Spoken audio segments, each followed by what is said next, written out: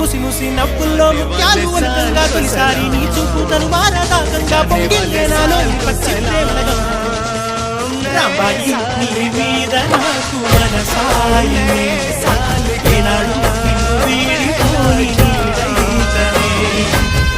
So 2025 ಜೀವನದ ಪಾಠ ಕಲಿಸಿದಂತ ನನ್ನೆಲ್ಲಾ dearest ವ್ಯಕ್ತಿಗಳೇ, ನಿಮ್ಮೆಲ್ರಿಗೂ ತುಂಬ ಹೃದಯದ ನಮಸ್ಕಾರ.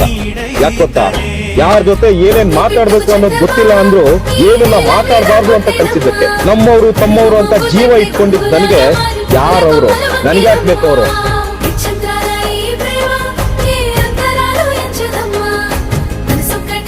ಕಷ್ಟ ಕೊಟ್ಟ ಭಗವಂತ ಸುಖವೂ ಕೊಟ್ಟ, ತಾಳ್ಮೆ ಬೇಕು ಅಷ್ಟೇ.